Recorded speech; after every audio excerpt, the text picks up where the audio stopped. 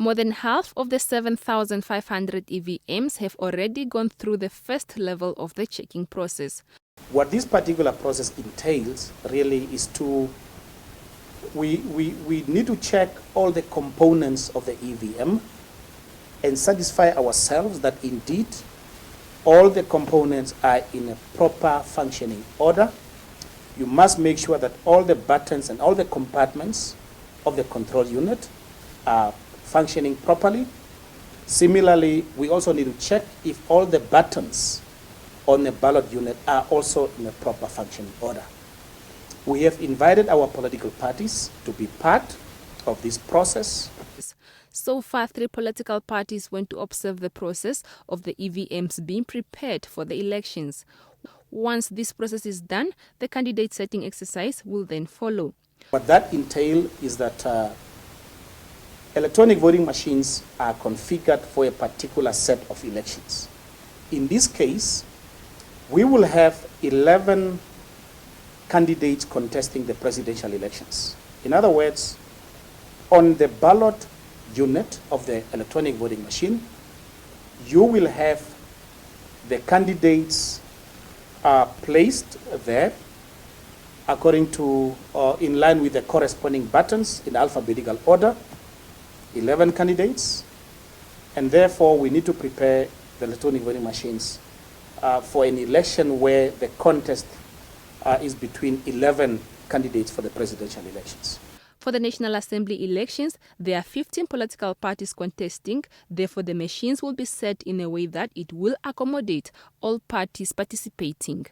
Polling stations will be equipped with printers for the presiding officers to print the results once the voting process is done. Currently, ECN is busy dispatching voting materials to be used at Namibia's foreign mission, where the Namibians in diaspora, including embassy staff, can cast their votes on the 13th of November.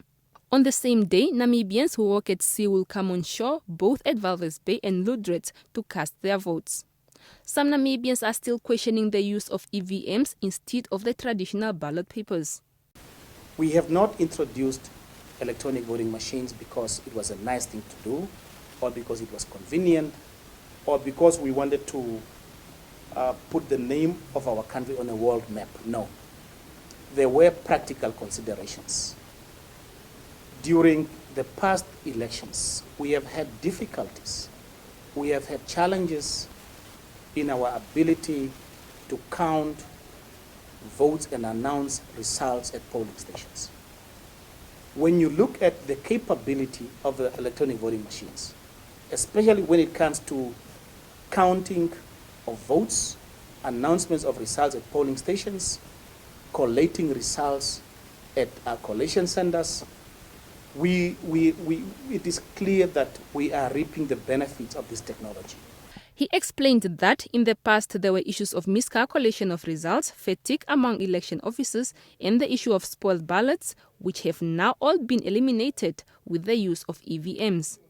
On the lost EVMs, Muyoro says ECN was supposed to provide transport for the EVMs, but full details on the missing voting machines will be made available tomorrow in print and electronic media platforms. But honestly, our conscience is really clear.